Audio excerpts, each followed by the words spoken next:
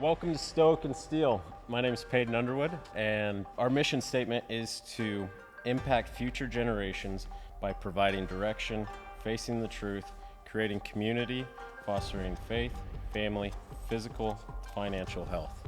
The trade of farriery gave me guidance, was and is physically, mentally challenging to me, and I often go back and look at life as through building shoes. And that's what gave me the idea of looking at other people's trades, occupations, of how they went through life and how that's changed them, made them better, or changed their perspective of the world. We have Adam Swail. He's a husband, father, Yep. horse show dad, Yep. horseman, Keep trying to get out of that. Doesn't seem to be working though. outdoor enthusiast. Yeah, You're a retired narcotics officer, I am. and you're currently a security guard for an NBA team. Correct. Welcome to Stoke and Steel. Thanks for having me. Thank you for being here.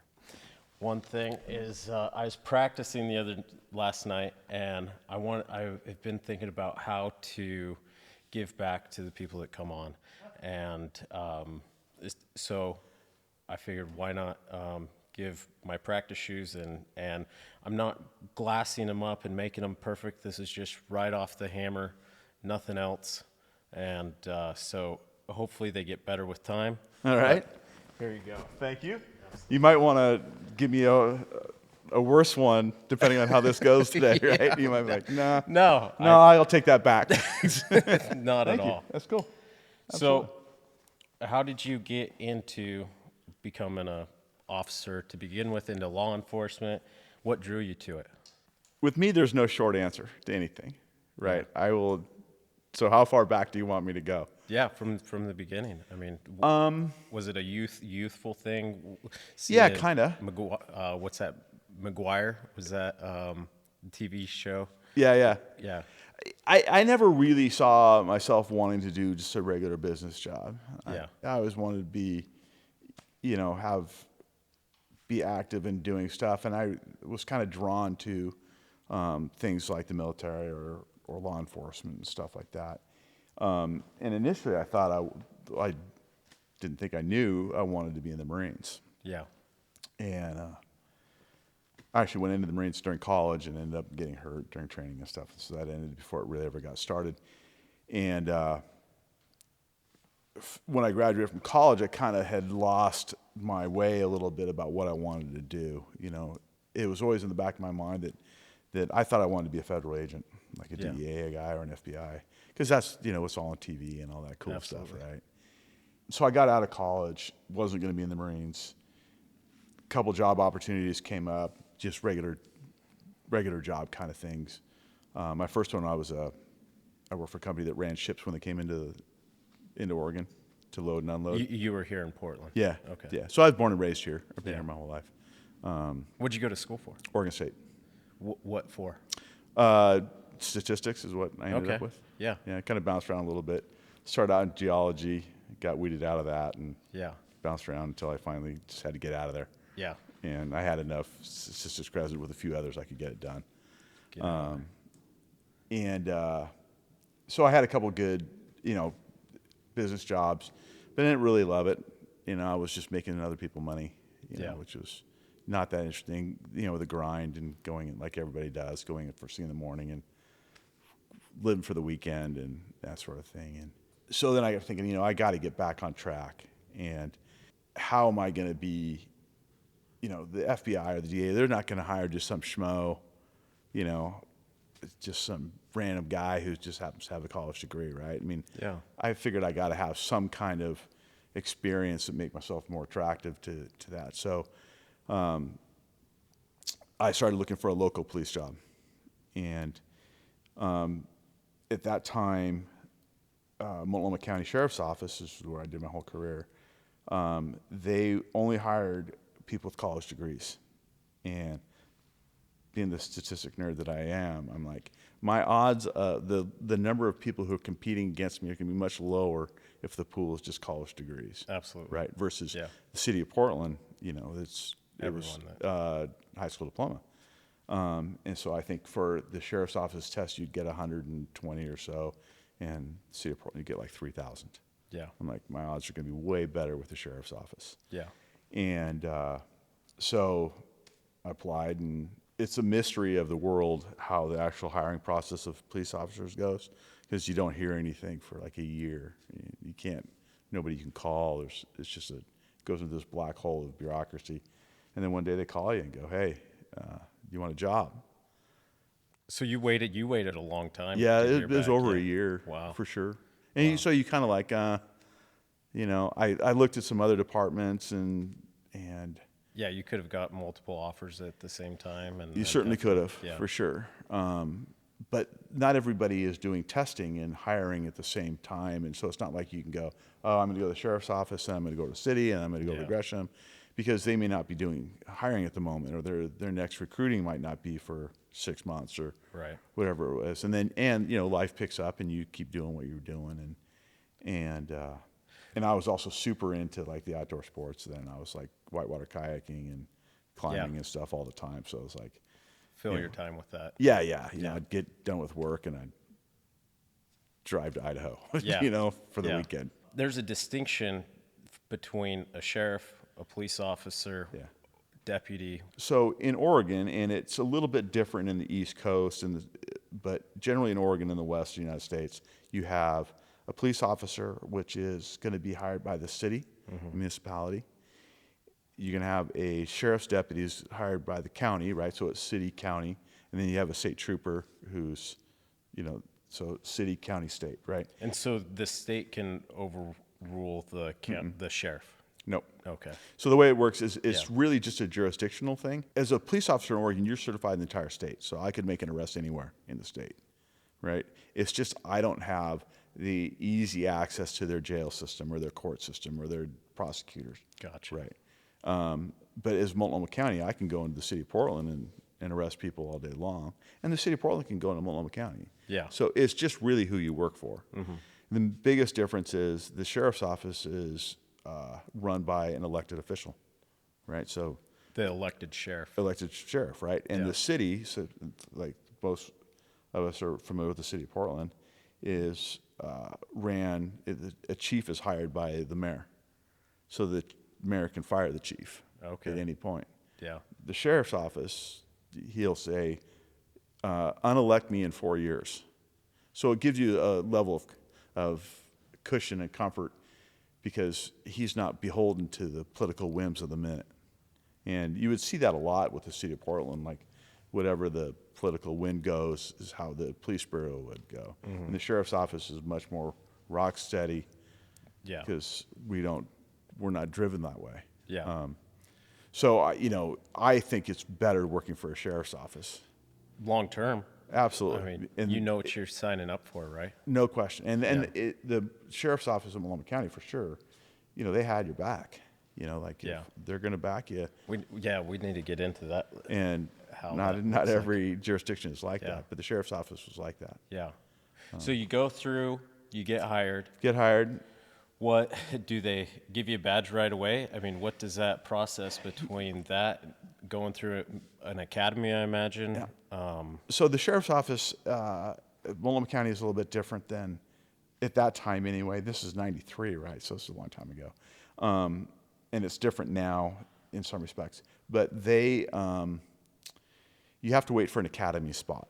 And the city of Portland would do it right. They wouldn't hire you to start until your academy date was set. Like they say, okay, you've been hired. Your first day on the job is the week before you go to the academy. We'll orient you, and then you go to the academy. The sheriff's office, we were at that point running court cards, right? So they had a court system that they had to run. So they'd take all of us brand new guys, give us like a week of training, which is ridiculous. And then you're out. They'd send you to court guards. Okay. So you're with a bunch of other Okay. brand new guys or super disgruntled old guys, right? And you just escort prisoners to court and back. Okay. And Court cards. Yeah. Okay. court So cards. that's yeah. So Gotcha. And a court card is just you're escorting back and forth, and then is that and the sitting in the bulk court of- when you have a high profile case, for instance, prisoners would come in from our outer jails into the courthouse, and we'd have to get them in and out and stuff. But there was some interesting aspects to it. One, you learned the court system really well, and because you're sitting in court all day, every day, Yeah. with prisoners, and you get to learn to interact with, crooks. And then we'd have high profile stuff coming through, like Tanya Harding, that whole thing came through Multnomah County. Oh, really? Yeah. I'm not familiar with You don't know who Tanya Harding is? No. Oh, man. So not to get too far off track, Tanya Harding was an Olympic figure skater. Okay. And I think it was the Olympic trials, maybe, I can't remember. Her husband and friend took an asp, which is a collapsible baton, and hit her competitor, Nancy Kerrigan, in the knee to take her out of the competition. Really? I mean, it was a massive thing. Yeah. And eventually they figured it out that it was this conspiracy that the three of them had hatched to take Tanya Harding's competition out of the running. Really? Yeah. And then they get convicted. They get convicted and they come through yeah. court. And Did she ever make it back to the Olympics? no. That's no. an automatic DQ there. Yeah. It's I would have to think about all the details of it, but it was a super high profile, scandalous thing. And you were going through your we court took cards I was with Tanya and no kidding. Mark Eckhart, I think his name, Shane Stant. I mean, it's amazing I can remember these guys from '93. When you're doing those high profile cases, what protocol do you take? Is it different from the normal crook that's coming through, or is it?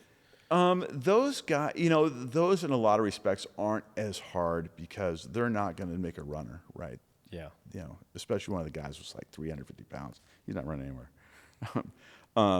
And there's so many cameras and so much media around it. The guy's not going to do a runner. So it's a little bit easier in that you just got to keep the unwanteds out of the courthouse and out of the courtroom, and just make sure things go smooth and respond to the needs of the judge. You're more policing the paparazzi than anything. Absolutely. Yeah. But they were ready for it and they knew this was going to happen, so they had tons of people and protocols set up, and it's not that big a deal. It's the bigger deal is like when I was later in the dope unit, we would move high profile or prisoners around because we could do it undercover, and that's the stuff that's a lot. Why would you do those under the high how would you call it, highly classified narcotic cases? Why would you do those more undercover? Part of what our skill set in that drug unit was that we were super good at being undercover, right? We were vanilla. You would never know we were there, right? It's not the concept of a drug investigator. A lot of people watch TV and the guy looks like a junkie or a crook. That's not how you do it. You want to be vanilla, right? You want to be everyman, right? That nobody ever takes another look at you, right? So we would be, if they needed to move somebody that was potential flight risk or media or retribution, instead of moving them in like an SUV, a marked SUV or a bus, whatever, you could have us come in, stuff in the back of a minivan, and the two cars around him are us, but they look like a Jeep Cherokee and a 4Runner. Yeah. And we'll move them, and nobody ever be the wiser that we were there or gone. Interesting. And so that's kind of going incognito totally. Yeah. So that stuff we would actually try to plan that out a little bit better because that's a lot bigger deal. Tanya Harding at the courthouse, that's not a big deal at all because there's so much profile that it's more of a media event than it is a police thing. So. Yeah. Interesting. So anyway, back to the training. Yeah, training, and then how let's talk about how you got into the dope unit and like that transition. How many years were you on active before the dope unit? What does that look like? So we did our time in court guards, all of us did, and then eventually you get to the academy, and then the academy is only 9 weeks, which you really don't learn a whole lot. I mean, you learn the law, can learn all the statutes and stuff.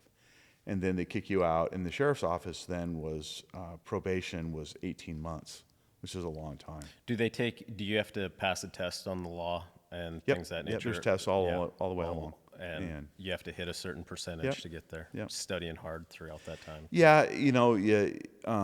Or it's kind of built into the training. It's built in the training, but you have to study. I mean, but they want you to succeed. Yeah. And that's generally with all police training. They want you to succeed, right? Sure. They've So already got so much invested in you. absolutely. Yeah. And it's not like they're trying to balance you out because, we spent a lot of money to get you there and we need you. Yeah. So we're going to remediate you with whatever we need to do until your point of no return. Sure.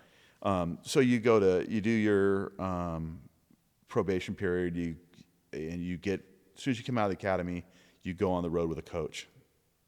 So, which is basically, you're in the passenger seat and he's driving, and maybe he'll let you, for the first week, you just need to figure out what life's like in a police car. Yeah. Right? Because Not doing paperwork or anything. you're not doing, just he might have you write, Yeah. your coach might have you write some reports. Okay. You get one bullet? One bullet. Well, that's funny though. It makes me realize, this is when I first started. It was before really we had computers in the cars, but they didn't do any word processing. So you would have to handwrite or type all your reports. And most coaches would give you a non-erasable pen. Do it right. Yeah. No mistakes. Yeah. One time through. Be confident in what you're doing. You got to do it right. And just having to rewrite a 3-page report because you made a mistake. You learn that pretty quick. You can't initial it. No. Yeah.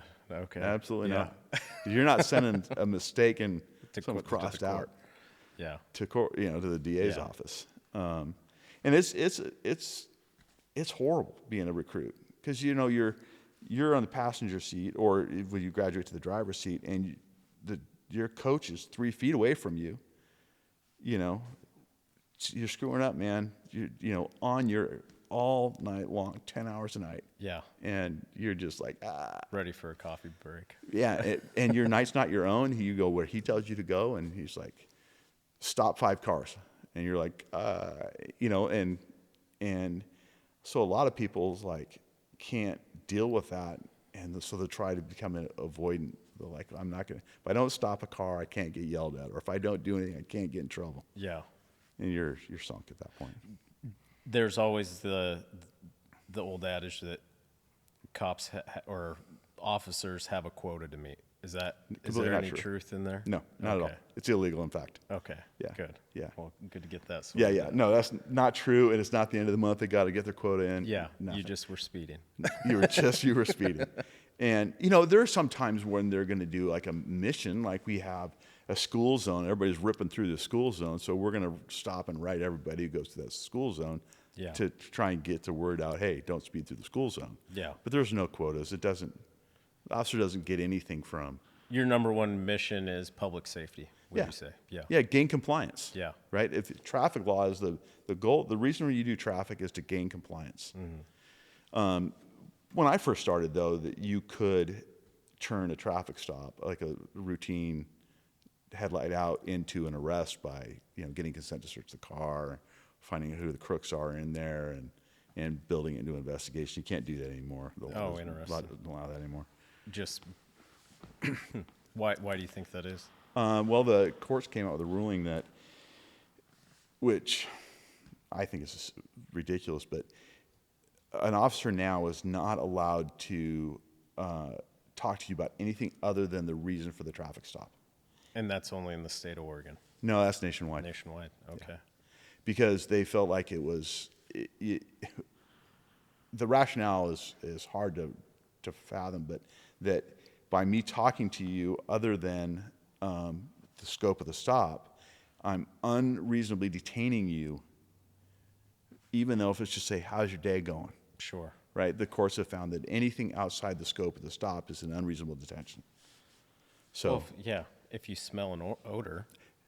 that changes it. Okay. Right? Because then that's what you go into a least reasonable suspicion, which allows you to expand the scope of the stop relating to that odor. Right? Gotcha. So if you saw some piece of paraphernalia on the seat, mm-hmm. or a butt of a gun, or then you can expand it. Yeah. There were ways that we would get around it early on, that we would have like one officer conducting the business of the traffic stop, and another officer would come up and talk to them about the unrelated things, and so that we're not stopping. So as long as the officer is conducting the business stop, he's like going back, running your driver's license and registration and checking your ID, writing the ticket. That's all the normal business of a traffic stop. And so as long as you don't slow that down, you could get away with it. And now the courts are just saying, no, don't even do that. Yeah. We'll probably get into that a little Yeah, bit. yeah. So then you get done with probation eventually, and to get into the drug unit at that time, you had to have been a deputy for 5 years. Okay. Yeah. With any other accolades or just? For sure. Yeah. It's a specialty unit. It was a highly coveted specialty unit. And so, I don't think I got in my first time, but I knew that from enough interactions with them that I had to find some ways to set myself apart.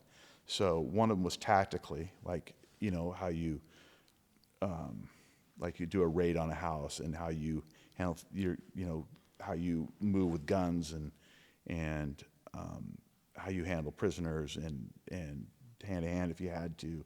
That's all tactical stuff, right? Mm-hmm. So I got on the SWAT team as soon as I got off probation. So I was on the SWAT team for a long time. So my tactical skills are really good. Yeah. And that's just a matter of applying and then waiting. Yeah, and passing the test. It's just another thing. Test. You've got to pass the test. There's a physical and an interview, and we had a combined team, so we had a little bit of advantage that they always wanted a certain number of sheriff's deputies on there with Gresham Police, and so again the pool was smaller for me to compete against, but physically I was pretty fit then. So it was pretty active. Yeah, it was that was not a problem. Yeah.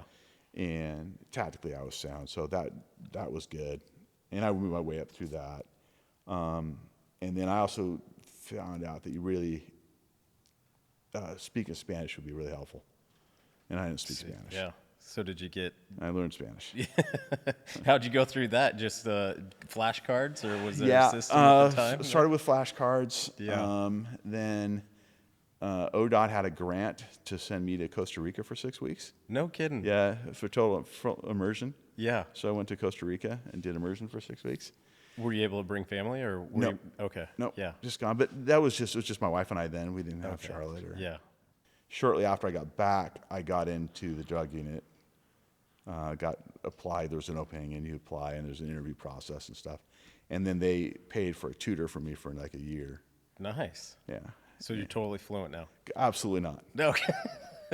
If you don't use it, you lose it, right? Oh, now it's brutal now. I mean, Yeah. sometimes I'll have to dust it off for a horse show or something like that, and it's ugly.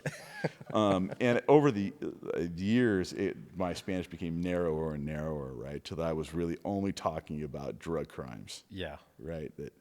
And Charlotte my daughter was in immersion too. We sent her to immersion school, like a kindergarten and preschool. Yeah. And I'd go have a parent-teacher conference, and I got nothing. I don't know what the words for rainbow, butterfly are. I mean, I probably do, but you know what I mean? Absolutely. I couldn't. I was like, I got nothing. My daughters are in a Russian school right now. They're half Russian, but in the same thing. And I go to the parent-teacher conference and go, I got nothing. Yeah. So just over time, I got good enough that I could have a conversation. I was conversational. I was fine. Yeah. And it's been 6 years, and I've probably spoken to 5 times in 6 years, and it's horrible now. It's been not a native speaker. It's ingrained in me. Did it ever come in handy for when you were on a stop or constantly? Yeah. Okay. Constantly. So it was needed much. But what we did find that worked even better was if we were going to do an interview, one, taking me away from my other job at the dope unit, which was being a canine handler, I'd have to stop doing that and go do an interview in Spanish. Mm-hmm. Sometimes it would be easier if we brought like a certified Spanish speaker or a native Spanish speaker with us who was an officer or a fed or something like that. And I would stand and not tell them that I spoke Spanish, listen to the other suspects talk, or translate for the officer and let the native speaker do the interview, so that they could just not break their back and forth. Yeah. Because as you imagine how distracting it's going to be, is if the investigator asked me, Adam asked him where the drugs are hidden, and I say in Spanish, where the drugs hidden, and then he tells me, and I said, he said there, right? That's just a super disjointed way of doing it, Yeah. right? So we bring a Spanish speaker in there, and they just talk. Conducts the whole. And I just tell them, oh, he says it's here, he says that, or no, he's, you know. Yeah. So that, it morphed into doing that a lot, where I would just be kind of translating a little bit for the... More of the tricks of the trade there. Yeah, and a lot of times it's good not to tell them that I speak Spanish. Yeah. You know, try and get the interview done in English. Even if I'm doing the interview, I try and get it done in English. If they're really struggling, I do it in English and Spanish. I do both of them. I'll ask a question in English. I'll ask a question in Spanish. And that way that I can say to the court, look, I asked him the question in English. He responded appropriately. I also asked him in Spanish. He responded appropriately to the question. Yeah. So that they can't come after me saying, oh, he didn't understand what you were saying. Yeah. You know. And a lot of times, do you feel in court you're defending your side more so than? How does that look with the court? Are they defending the defendant, the court, or I mean, why are you being so thorough in that? Trial is, for a police officer, is a trial in a criminal trial is nothing but officer misconduct. Mm-hmm. That is the whole goal of the defense, is to prove some officer misconduct. That you did wrong. Yeah. We did something wrong. Yeah. Because, you know, we bring these cases, and we don't bring cases that are iffy. Yeah. They're slam dunks. He did it. Yeah. You know, whatever the crime is. And the DA's office doesn't want to go against cases they can't win either, right? So if we're going to trial, he did it. Yeah. And so they're trying to find some perceived problem with the officer. What was one memorable case that you guys went through, they did it, and it stuck out to you out of your career? Yeah, there's, like, in federal court, they have a thing called a Frank's hearing, which is, I had to go through it twice in 2 different cases. And basically that is, the defense is accusing you of lying, right? And if you lose that, it's a motion. So you have, before you go to trial, the actual trial, you have motions, which is just between the attorneys and the judge, which argue the legalities of the case law, and it's not something the jury needs to hear, right? It's just minutia of the law. And so a Frank's hearing is a motions hearing saying he lied. And if you lose that, your career's over, because you're found to be a liar in court. Yeah. If you're found to be a liar in court, you won't get fired, but you're going to be sitting there pushing paper for the rest of your career. Really? And they were trying to come at you with that. Yeah. And this particular case wasn't even really my case. It wasn't my case at all. I'd gotten called to run my dog around a car to see, because then if you had an alert from a drug dog on the exterior of the car, you could then go and search the interior of the car, right? Well, my dog didn't alert to the exterior of the car, and the officer who then wrote the report and the subsequent search warrant for that did not include that in the reports, right? And the defense attorney was trying to convey, well, that's lying by omission, really. Sure. And this, probably my proudest moment in court was I got pap smear on the record, like, you know, woman's medical procedure. Yeah. And the way I did it was, I said to the judge, I said, it's like a dog not alerting to the exterior of the car. It's like a pap smear. 99% of the time it comes back no results. Don't need to. Not noteworthy. Yeah. One time it comes back with a result, you take notice. Yeah.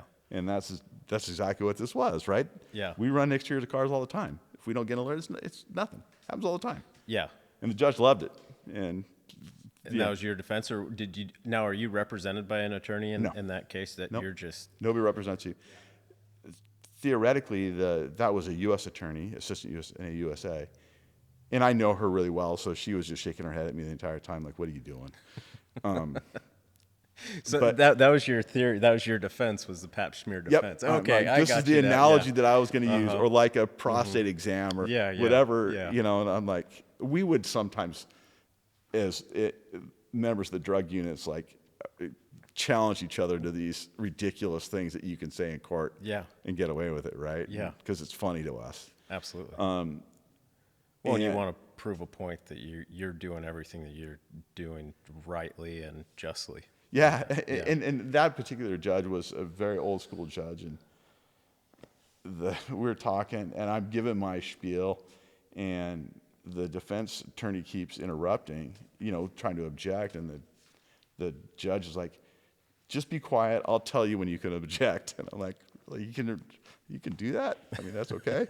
But anyway, yeah. So I just tried to prove my point that like the not including that in the report is the equivalent of getting a negative prostate or patch. Yeah. Right? I love that. Nobody That's cares.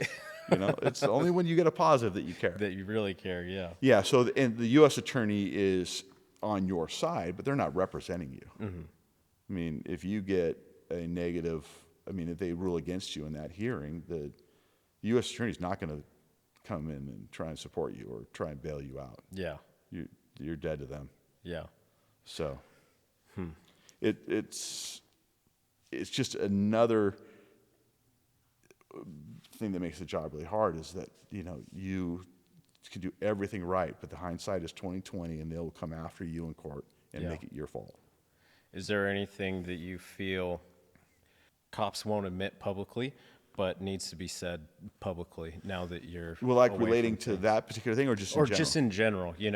There's these little nuances that you're bringing up that maybe officers hate about the job, or they become there's jaded in a way. I don't want to sound like woe is me, but it's a really hard job. Yeah. And the long-term effects on a person are real for sure. But people should understand that cops, they're not power hungry. They're not in it to try and control people. They really want to be helpful, help society. Yeah, they have a servant heart. And have a life less ordinary. Yeah. They want to serve and help, and all the same time not just sit behind a desk all day long. Yeah. Not everybody's. Some people are more want to, be a manager and manage people. Other people want to grind out data. People want to be a farrier. Yeah. And cops in general, they just want a life less ordinary and to be of service. And I don't think people realize that. They think most cops are just like trying to be really just power hungry, thugs. Yeah. And especially in this area and for day and sure. age that And things go in waves, and I think things seem like they're moving away from that idea. What most people don't understand about, like, say, a police officer, like the normal people in the world live in this world of excitement and calmness, right? They're in this band, right? They kind of this all day long, right? Mm-hmm. There's a little bit of excitement, like somebody runs a light in front of them, like, whoa, that's exciting, right?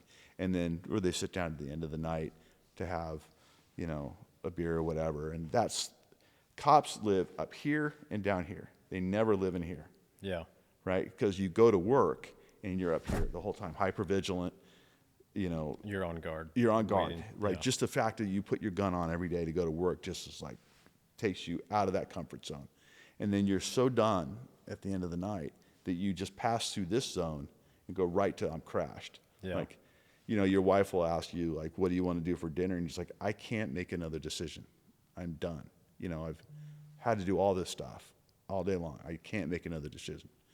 And then you don't sleep very well, and you're working weird hours, and then you're right back on it the next day. So you go right through this comfort zone. So police officers are like this. Yeah. For 25 years. How do you manage your marriage in that? I mean, I commend you for being married as long as you have been, and yeah, it's been 30 years, 33 years, something like that. That's awesome. Well, we had some good advice along the way that, one, don't hang out with cops off duty. Mm-hmm. And it turns out that like my two closest friends are cops, but guys I worked in the drug unit with, and they're all retired now. So don't hang out with cops. Why? Because you just get in this echo chamber of bitterness. Yeah, negative. Right? Fucking people. Yeah. Like the dumbasses or you couldn't believe what happened. You know, some gruesome thing that would be for the public. You tell your wife about it, and you'd be like, "Oh my God!" And you'd be like, "Oh, it was hilarious." You know. Yeah. So get out of that echo chamber. Yeah. Right. Always bringing trauma home with you in a way. Yeah, you got to get out of that so that you're not just talking and living in the same thing the whole time. Yeah. And then have, you know, hobbies, which I had a ton of, right? And that's what all my outdoor, you know, extreme sports was. Yeah. You know, I was always looking forward to going and doing other stuff. Yeah. And, you know, I think that it certainly worked a lot for our marriage, and that, you know, we learned to have a really solid communication style. You know, we didn't really argue. We didn't call each other names. And so none of that really. Was that something that you had to learn? Something that you were shown as a young man, kid? Is that something that you Yeah, I think so. I learned mean, I think along that the way? you know, I had Yeah. parents who were together their whole lives, and Yeah. and they were not abusive to each other. And Yeah. Number one communication for marriage, what would you say? We're Team Swail at our house. I love that. Yeah. You know, we're in this together to get through the best life we can. Yeah. Right. And if there's anybody you're gonna have loyalty to, it's gonna be your wife and your kids, right? Yeah. And so there's no business to me is insulting your significant other, because how's that gonna help? Yeah. Right. You know, speak kindly with kindness and respect, and that's something I actually try to do at work to keep from being completely bitter, is to try, and I was failed more than is to treat everybody with kindness and respect. Try Yeah. to, Yeah. because otherwise you're just angry. Yeah. Right. And remember that not to get too off, when you interact with a police officer, it's probably the worst day of your life, or the worst day that you've had in a long time. Sure. Right? Because why else would you don't call the police to tell them you're having a nice day, right? Yeah. It's a horrible experience, whatever Yeah. it is, even if it's just a traffic stop. Yeah. So you remember that and say, hey, you know, I try and be kind, and some people need to get talked to aggressively, because that's, you know, but use that as a tactic, not as a reaction. Yeah. And that's the same with the marriage, right? You know, there's Yeah. no point in being mean or rude. That's a key component of being a good leader, isn't it? Is act in kindness. And I think in culture, a lot of times, the manly man is kind of domineering, and we see culturally have a perspective of domineering, rough around the edges, hide your emotions type thing. Yeah. Where you're saying the opposite, need to be level-headed, kind, For sure. Be thoughtful in what you do. have the end in mind. Right. For sure. Yeah. And I'm lucky that I don't have a particularly big temper, right? And if I yell at somebody, it's probably I'm doing it on purpose. Yeah. You know, I don't yell at my wife or daughter. I mean, Yeah. That's probably 3 times in her whole life that I ever yelled at my daughter. Yeah. She's 22. Yeah. Right? That's just not how I do things. Yeah. And I also don't have a particularly feel the need to prove myself to anybody. You know, like you go to say a dinner party or whatever, and you find the people who want to, like, kind of manliness compete with you, like, oh, look what I did. And I'm like, I'm not interested. Yeah. I'm not interested. Yeah. You know, because you're not going to beat me. You're not going to compete with me, right? You're not getting threatened to get shot in the face every time you go to work. Yeah. Right. That's So you just make yourself look silly. Yeah. Right. So, and I ended up not having really friends who were like that, because I'm not so interested in competing about who's the manliest man. yeah. You know, I had more than 3,000 uses of force when I retired. You're not going to compete with me. Yeah. You know. So. That's impressive. And I didn't really have the ego that needed to be stroking the whole time. You were being challenged in other ways in that. Yeah, I just didn't. Yeah. So I was fortunate in that respect, that I had the mentality that made it so that I wasn't just, you know, eaten up every night and then coming home to a dysfunctional family. Yeah. Yeah. You were talking about the stress level, the variance of the stress, how much of discipline, routine, training, SOPs or protocol does that go into dealing with the high stress scenarios and overcoming them and dealing with things, or in the heat of the moment, X when, or you're going to do X and Y is going to be the outcome type deal? So there's a couple things. One, your training is huge, right? Because when things start to go crazy, you're going to fall back onto a couple different things. That your training is going to be a big one of them. Mm-hmm. Your experience, right? The things that have worked well for you versus what has not worked well for you. So you really want to be training good and practicing good habits, right? Because that's where you're going to fall back. Mm-hmm. And then you also do a ton of like running through mentally, if this happens, what am I going to do? If that happens, what am I going to do? You know, so that you've gone through all the possibilities, and when it happens, you've already figured out this is what needs to happen, right? Like in any situation, like that's, you're going to do a traffic stop. You're like, what if he does this? What am I going to do? What if he does this? What am I going to do? You know, and so that if one of those happens, you've kind of already like, I'm ready for it. Yeah. That is a huge thing. And then eventually you have enough training, and experience is the biggest thing, because it's really hard to train those things in a realistic manner. Mm-hmm. That your experience gets to the point where like, oh, I've been through this 40 times. I got it. I know what to do. Yeah. That makes sense. And that's the same with almost any trade. Absolutely. Yeah. Occupation. You just see enough Absolutely. of it. Reputation. You don't maybe know what works, but you know what doesn't work. For sure. Yeah. And you develop techniques that work for you. Like Yeah. what worked for me, what might not work for you. Or I was talking to a friend this last weekend, a friend of a friend, and she just got hired, I think it was by maybe Oregon City Police. And, you know, a smaller gal. And so she's going to have her tool bag of tricks is going to be really different than mine. Mm-hmm. Right? Because there's not a physical presence that I might have, that she may not have, right? So she may have to find a different way to get the result that she wants. Yeah. Right? Whereas just my size and physical presence is going to have an effect, you know, on limit some people. coming after you or things. Yeah, of that yeah. nature. Like So you might think, you know, or I did a period of time when I left. I was in the dope unit and then left for a few years to go, so because my daughter was young and I wanted to be home during the day with her, so I worked in the evenings. And I took my drug dog with me to go work patrol, and I had my German Shepherd drug dog in the back of my car. And just the presence of that dog, even though she wasn't trained to do anything, you know, biting or anything like that, just the presence of that dog would change people's behavior, right? So that's a tool that I inadvertently had that another officer wouldn't have, just because I have this barking dog and it's just canine on the side of my car. Yeah. They're not going to run. They're not going to fight. You know, because they know that they believe that this man eater is, you know, Gonna subdue them. a quarter-inch away of glass. Yeah. Yeah. And How did you get into being a canine officer? it's something I always thought I wanted to do. I really like dogs, and I thought it'd be a cool job. And so when I was trying to get into the dope unit, the first opening was for a canine spot, and I didn't get it.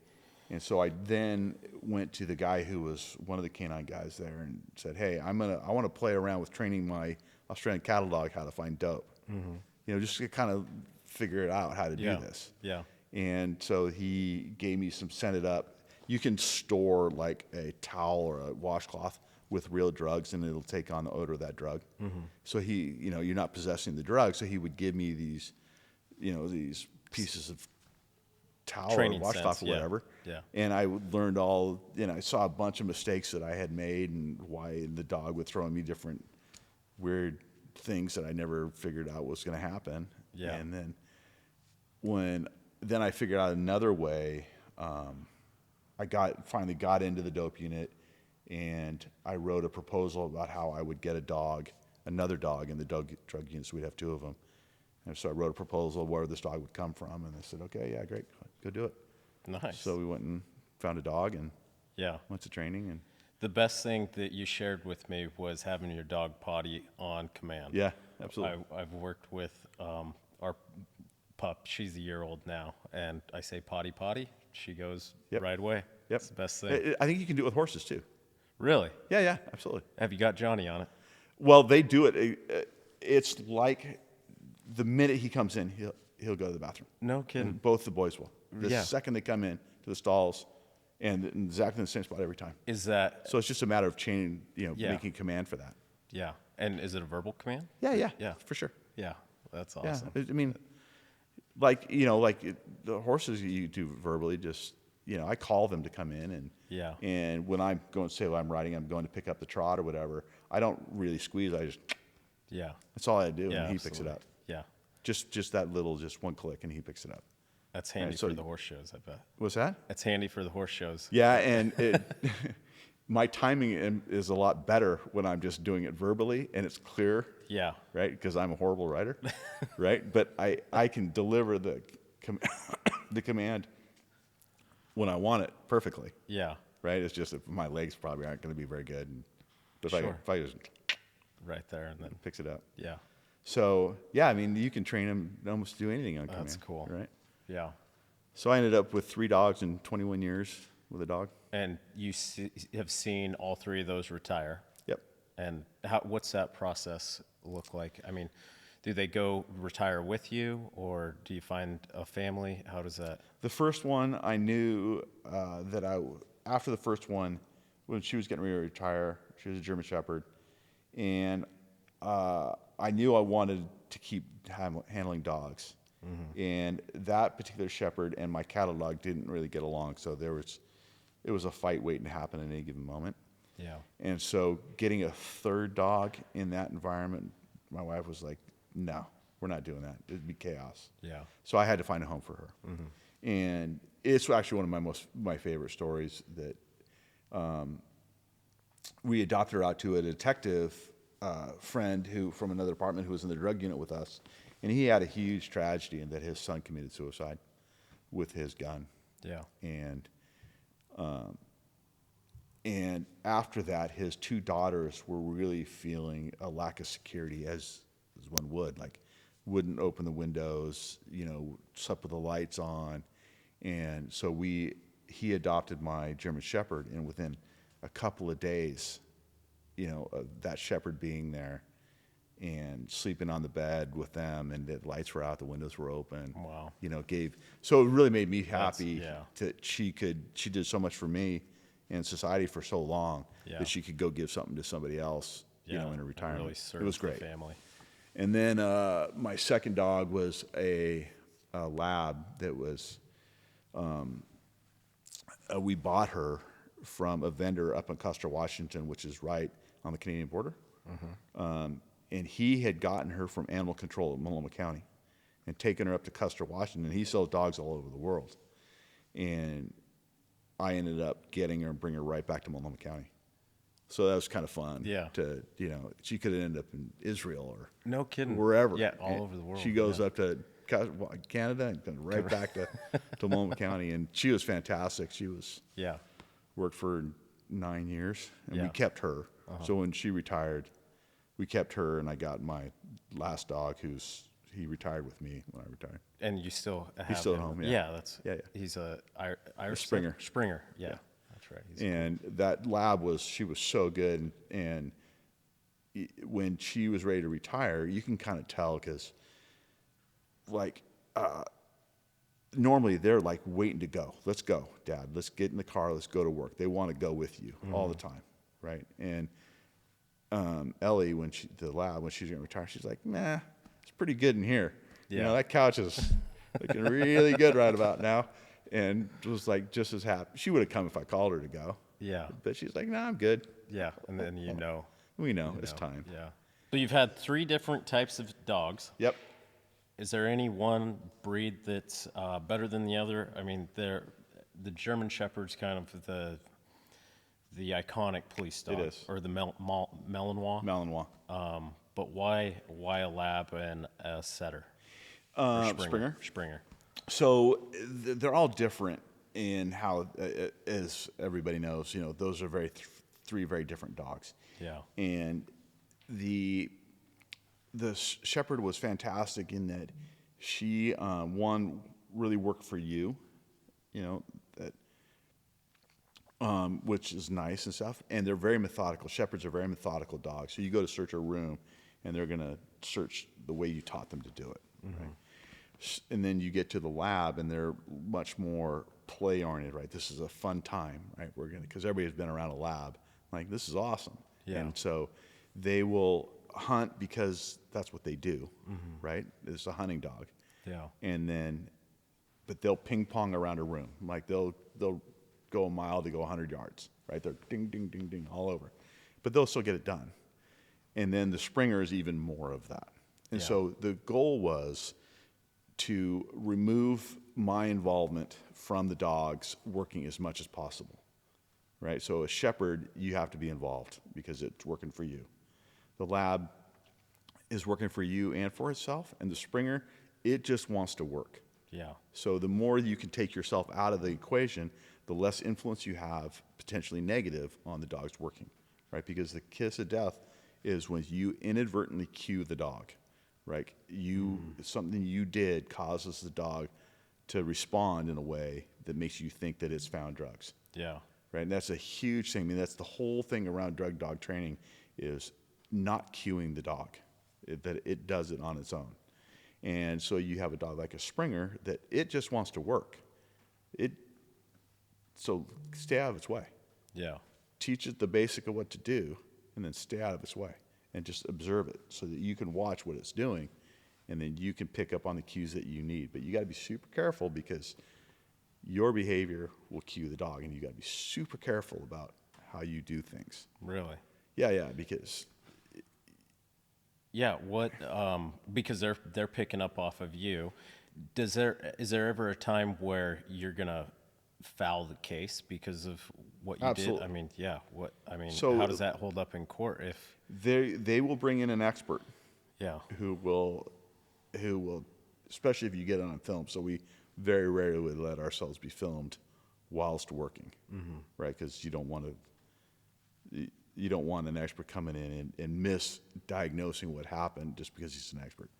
But they will critique your training programs to see where there's holes in that, which could have been leading to a cue, right? So, for instance, like if you hide the drugs for yourself to train your dog, right? And so when you're training a dog, to back up a little bit, maintenance training is you get together with other dog handlers and you have an environment. Maybe this shop would be great, right? And you would hide drugs in different areas, in different ways throughout the shop, and then you'd come in and search it with your dog and try and find all the drugs, right? Yeah. That's like a basic how you're supposed to do it. Well, the best way to do it is that the handler doesn't even know. And it's even better if the guy who's the trainer doesn't know, like a double blind. Yeah. So you got to not know when you come into this room. Yeah. If I were to hide those drugs myself, I might have a behavior change that the dog reads. A posture. It could be Posture, or I stop my feet, or I look at it, or my breathing stops. Dogs are masters at reading your behavior. Yeah. They're so good at it. And so something that you do might cue the dog, and you're not even aware you're doing it. Yeah. And so then you do that over and over and over, and you're teaching the dog to alert when you do that behavior. Yeah. And so you may inadvertently do it in a normal environment. Because you're going to inadvertently do it, and it's going to be a positive during your training. So every time that you may unknowingly make that out in the field, in the real world, they're going to hit on it, and it may be a false positive. Yep. Okay. And that is one of the biggest no-nos. Yeah. There are times when you can hide your dope for yourself. And maybe there's some specific thing that you're trying to work on. Like, I want the dog to go into this uncomfortable place, like on a shelf. Yeah. Right? I'm trying to teach him to get up there, right? And I know that he knows he'll get rewarded when he finds the drugs. And so we're going to try and entice him to do something he doesn't want to do. Right? So maybe then I would hide the drugs in a weird spot. Yeah. But by and large, you don't even want no idea. And that's how testing is. We have to get tested twice a year. If you fail, you don't work. Super high stress for most people. Yeah. Because twice a year you're testing, and if you fail, that's on your record too. Wow. potentially, right? So Yeah. you go into court and go, how many times you fail testing? And How often does that happen? Failures. I mean, you usually fail the first couple of times that Mm-hmm. you do it. whether it's a new dog or whether it's a new handler. Both. Okay. New handlers, new dogs, for sure, they're going to fail. Yeah. I think I failed my first time with my second dog and my first time with my third dog. Partly, I probably rushed them into testing, especially my second dog. I was like getting heat. Get to work, get to work, get to work. We need you, get to work. You can't start working until you're certified. Yeah. You have to pass the test to certify. So I was getting heat, like get it going. So I thought I was probably could get this going, and we weren't ready. Yeah. And I think that was true with my second dog too, because I was still learning to transition from that first dog, who was by that point an 8-year veteran. And that dog, that lab, we could be having this conversation and she'd be out there finding all the drugs. Yeah. And I'd be like, oh, it's right there. And we'd go back to talking, oh, it's over there, And to my third dog, where very inexperienced, needs me to kind of be a little more involved in the process and me learning how that dog works. So because of that, I think I failed my first time on both those two dogs. Yeah. And then I don't think I failed again after that. But I know guys who've been working for a few years who fail, and So it's not the end of the world. But no, you just Yeah. none of things really in court, except for lying. You can overcome stuff as long as you're open and upfront about it, and then you address it, right? So if you have a failure in testing, you just then document all the things that you did to correct that, and how then you passed again, or the 5 subsequent times you've passed, and you've extinguished that problem. Yeah. So you can overcome that stuff pretty easy. You just got to do it the right way. Interesting. So yeah, about the types of dogs, the Shepherd, the Lab, and then the Springer. And the Springer was kind of the cutting edge at the time. And I'm not sure if they're still using Springers as much, but it's because that dog, they work very independently. You reward him with a toy, and usually you praise him, yeah, good job. And for my Springer, what he really wanted me to take that toy away so he can go back to work. Yeah. Because that's what he wants to do. That's all he wants to do is go hunt. Yeah. Hunt. That's all he cares about. The kind of the outliers, Malinois, who are super smart, super high drive dogs, and you can teach them to do anything. But they are a nightmare to live with. Yeah. For the most. Too busy. Yeah. They're super crazy athletic. They can be aggressive. Yeah. And they're smart, so they're 3 steps ahead of you half the time. It's like a gun with a hair trigger. That Yeah. if you know what you're doing, it's completely fine. But you put that in the wrong person's hands, and you got trouble. Yeah. And usually what happens is an administrator, a captain, a lieutenant, whatever. So when you're starting a new dog program, they hear about these Malinois, and we're going to get a Malinois, and they force that on a handler who may not have the temperament for the Malinois, and just because he's heard that that's great, and that lieutenant doesn't have to live with it, Yeah. right? But the guy nightmare. does. Yeah. And you really want to match the temperament of the guy with the temperament of the dog. Yeah. Yeah. If you could rewrite laws on narcotics, whether it's here nationally, what policies would you want to see? How would that look like? So the first thing to remember about law enforcement is that we don't solve societal problems. Yeah. We're a Band-Aid. We stop what's happening right now. Like, a police officer can't change societal views on things, or can't change when you respond to a domestic violence call. We can't unravel your 5 years of dysfunctional relationships. Yeah. Right? We're just a Band-Aid, right, to stop what's happening now. And so, if society really wants to change the drug problem, society has to do that. And I would say the first thing you need to do as a society, if we want to do, is you got to make it completely socially unacceptable to be a chronic drug user. Yeah. I think we're starting to see that with marijuana, where it's been upheld, where it heals everything. Well, we've had 10, 15 years of it being legal-ish, and people are now saying how terrible it is for your It's, health. it's horrible. And yeah, it's it really legitimately is. really bad for you. Yeah. And Especially in the long term. Huh? Especially on the long term. Absolutely. I mean, that's Yeah. a whole nother, Yeah. I'm slightly an expert on that. I used to do a lot of, I was like the policy expert and the research expert a lot for our department. So I would always be really up to date on different, academic studies and medical studies on the effects of drugs and stuff like that. And there's no question it's bad. Yeah. The other thing is that we have, society and culturally, one, you have to make it completely socially unacceptable. And we also have to get the normalization of using drugs of any kind, even like over-the-counter stuff, because a lot of drug addiction problems start with simple over-the-counter. Yeah, we've seen that with the Sackler family and the opiates and the Well, doctors yeah, being so it's incentivized like, on it. like if you were to, like the gross generalization of about a drug addict, a lot of times they're going to start with a family or they're raised as kids. Like anytime anybody doesn't feel good, here, take this aspirin, take this cough medicine. So you normalize using a controlled substance, or not even controlled. That You makes sense. normalize using drugs. Yeah. And you can kind of start to see, well, oh, it's a big deal, just have a beer. Yeah. Normalize that. Oh, we'll just smoke a little bit of weed. Normalize Yeah. that. So you just start to normalize this behavior of Yeah, substance you abuse. hear it all the time. Oh, it's a long day. I need a beer. Right. It's like, And then if you were to put in the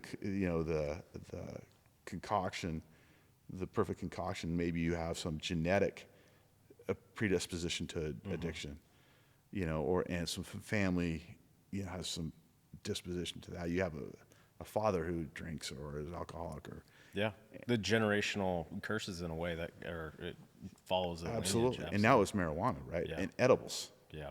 right? And so we got to get out of that there's a drug for everything. I mean, look at, you watch TV and every third ad is Wegovy or, Yeah. for your hair. Or, Yeah, we'll solve your high blood pressure, but it may cause death. Yeah. So we've got to get rid of that. Yeah. Right. And then there needs to get rid of this, that people who use drugs and who become addicted, it's horrible. Yeah. But they're not necessarily a victim either. Right. I mean, we got to try and help the people that we can help and punish the people that need to be punished. Yeah.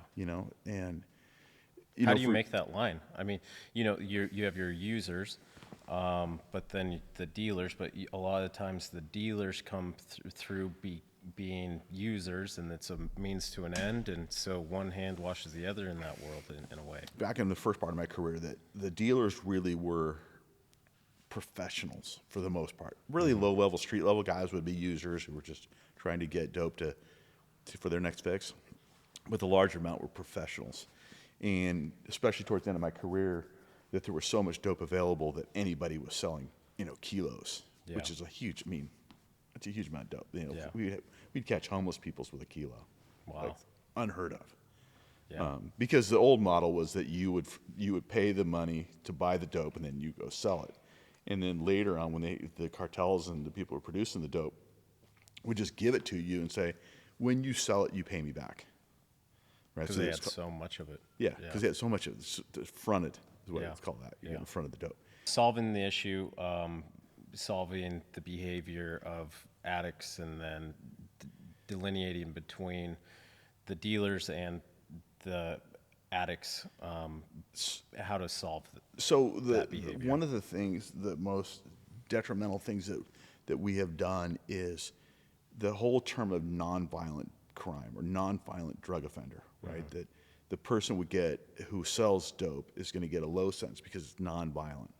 Well, the reality is that, one, all the crime associated with the selling of that drug, and two, especially now in the world of fentanyl, oxy and then heroin and then fentanyl, that kills people all the time. Yeah. Hundreds of people in Multnomah County a year. Yeah, in Salem, they just had the largest fentanyl Yeah. drug bust this week, I think. So this nonviolent drug offender, while Yeah. he may not be putting a gun to somebody and stealing their stuff, still kill he's selling dubs. It's going to kill people every day. Yeah.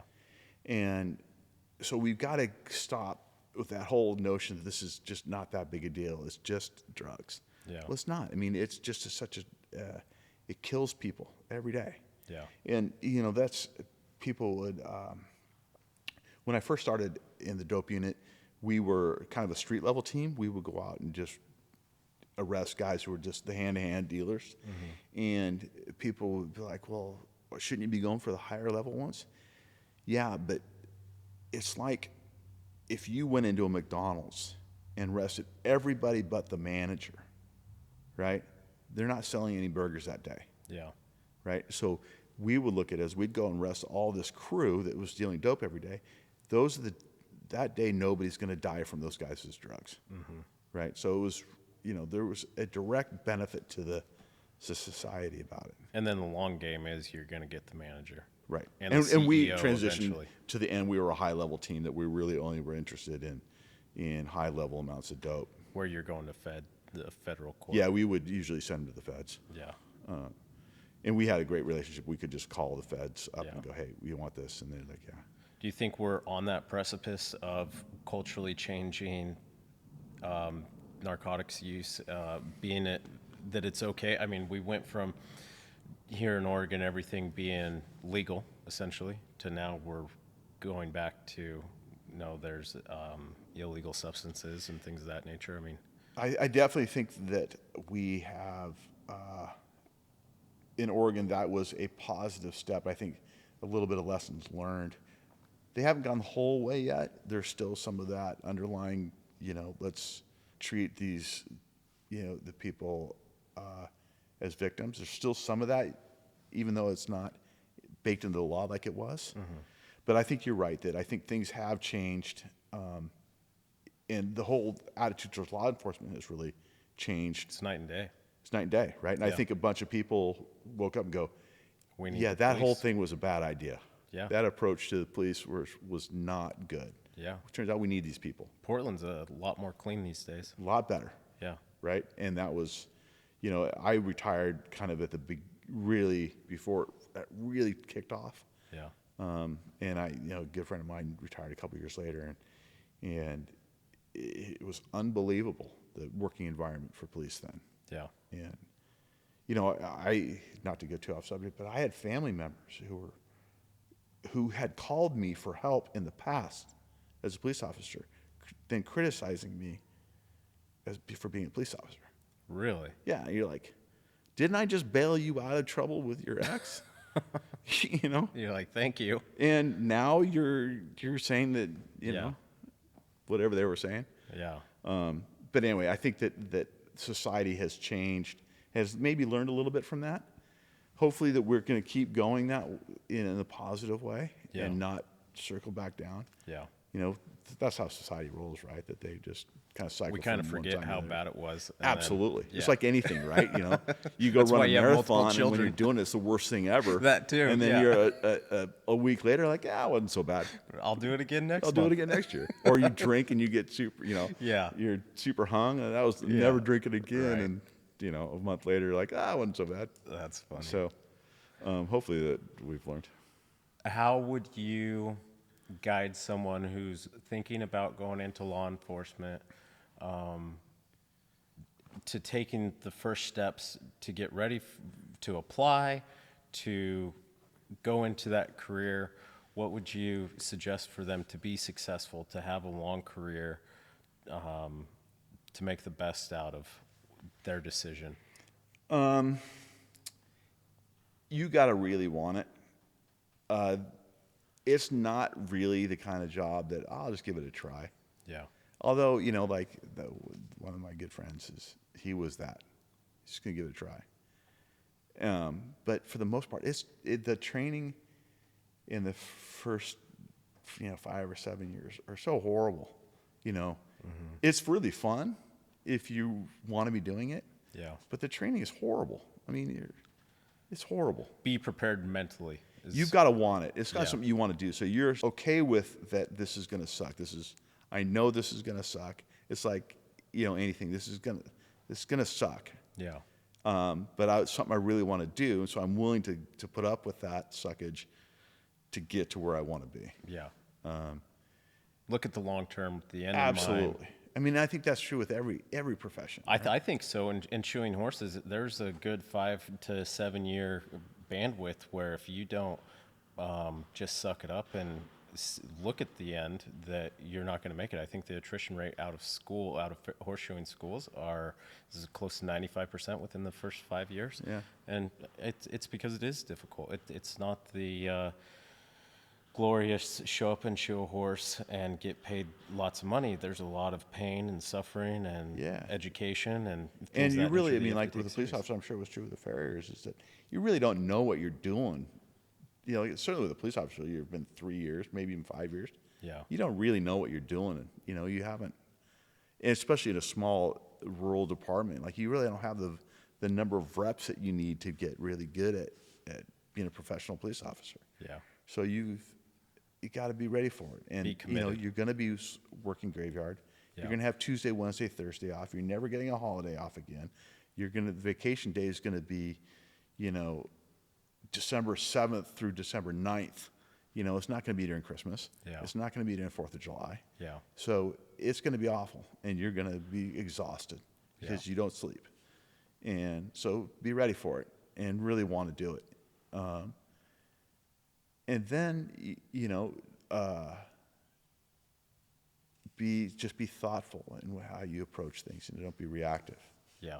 You know? Yeah, I think that's Jocko talks about look at life from a life where you're out of the picture. Look at from being disconnected. Yeah. And everything that you're doing. And don't take stuff personally. Yeah, absolutely. You know, that's especially crooks. Their job is to be a jerk to you. Yeah. That's their job. Yeah. Don't take it personally. That's one way to think of it, right? That they're doing their job and you're doing yours. Their job is to lie to you and be a jerk to you, especially if, like, I spent 20 years in the dope unit. I never dealt with citizens at all. Yeah. For majority of my career, right? So how does that shape your you going into a relationship with your wife or your daughter or just people, friends, people that you're newly meeting? Are you looking out for those cues? Can you discern what those people are coming against? Oh, I'm a human lie detector. Yeah, for sure. Yeah. But the main thing though is that one of the big effects that I've seen now that I don't want to interact with people I don't want to interact with. Mm-hmm. You know, like my wife and daughter, they love to go meet new people and talk to them. I'm not interested. Yeah. I only want to interact with the people that are my friends. Yeah. That you've that I know. Develop that relationship. Or trusted. Even like say in the horse world, you're sitting around talking to people during a lesson. Yeah. That's kind of a natural way to get to know people, right? Mm-hmm. But I am not, if we're out and about at a dinner party, unlikely that I'll speak to anybody. Yeah. I'm just not interested. Yeah. And that's horrible, but I think that's a side effect of it. Like, I don't. And what kind of goes along with that is that especially with my chosen recreational activities, I've had very little in common with people, right? Sure. Yeah, not like, many people are going to go through the desert on their mountain bikes. Right. Right. Or, climbing Mount Hood twice in a day. And then during the week, I broke in 3 doors and got in 2 car chases and 4 fights. Yeah. And we, rescued a baby out of a dumpster or something like that, Yeah. Like, how do you have that conversation with people? Yeah. So I found that to be pretty isolating, right? Yeah. So that you really only have a group of few people that are radical in that same or respect. just understand. You Yeah. can have and understand your sense of humor and why you don't think it's a big deal, and like, what most people go, that's gross. You're like, that's unbelievable. Did you see what we just saw? Yeah. I think that's not necessarily a good thing, but it is what it is. It takes all kinds to make the world turn, and that's part of it. Yeah, and one of I think the biggest negatives of, and I bet all my coworkers who are at this point in life, if it just burns a lot of the joy out of your life, Mm-hmm. right? It's like it's really hard to get me really excited about something, Yeah. right? But you're also not going to get me upset about anything either. Yeah. Like I'm this way all the time. A nice characteristic to have. Well, More except men for should be that way. Yeah, except for like I remember when, like say I was you know, it was a great whitewater day or the wind was blowing, I was going to go kiteboarding, I'd be so excited. Yeah. Now it's like, Yeah. whatever. Need to do it more for a mental retreat. Yeah, because you know it is good for you and it is fun. I just remember that the excitement level was so much higher. Like I couldn't wait to get out there. Yeah. You know, it's like, you know, part of that is I've done all this stuff for 35 years. You know, it's like, you know, it's not new really. Yeah. But I think that is definitely a side effect. It kind of just burns out a lot of some of the routine joy in life. Mm-hmm. You know. That makes sense. But, you know. Yeah. Well, I think we're going to transition to kind of a rapid fire All right. question series. Remember what I said. There's no short answer for me. Well, I'll try my best, though. We'll see. I think there's a few of them that'll be short answers. I'll try my best. But they're called the Stoic 7. Okay. And what's your best financial advice? Compounding interest. The eighth wonder of the world, right? Yep. Start now. Yeah. And never look at it again. Yeah. And debt is evil. Debt is evil? Yep. Stay away from debt if you can. Yeah. Especially credit card. Is that something that you personally experienced or? Not terribly. Yeah. I think my father made some poor financial choices. Yeah, you learned the easy way. And you learn pretty quick how hard it is to get out of debt. Yeah. So be very careful. I like that. Favorite tattoo? I only got one. It was from fraternity in college. Yeah. I keep thinking about getting another one, but left cheek. It's right here. Okay. We talked about it a little bit, but best way to recenter yourself when everything's going chaotic in life, just to get back to baseline. Don't react emotionally. React with your intellect. Yeah. Think about it. Think about did that person really mean what you think how you took it? Or did that, you know, if you didn't get the phone call back, is it really because the person doesn't like you, or is it because they're busy? They had something going on in Something their life. going on. Yeah. So use your intellect, don't react emotionally. I like that. Yeah. Morning routine? Do you have one? Early. Get up early. Yeah. Before 4? What's that? Before 4? God, 4:30? no. Okay. That's 5:30? ludicrous. 5:15. Get to the gym? Nope. Okay. I just go take care of the horses and stuff. And Yeah. a lot of that's driven by the animals wanting to get going. But so I just get up, get things going, get the horses going. Yeah. And get your coffee. Yeah, try and make sure you're getting the important stuff done early before the life gets in your way. I think that's a characteristic of every mature man that I've seen and dealt with. Because if you put the important stuff off, it won't get done because the noise gets in the way. Yeah.